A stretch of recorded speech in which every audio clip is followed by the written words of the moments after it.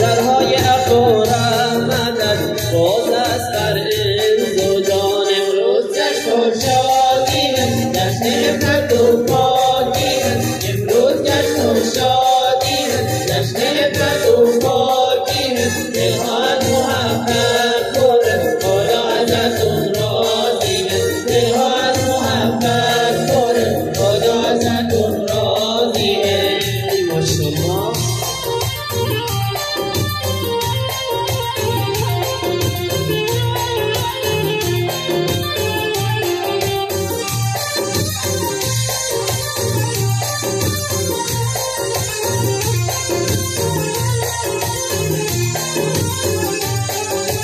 دست میزنیم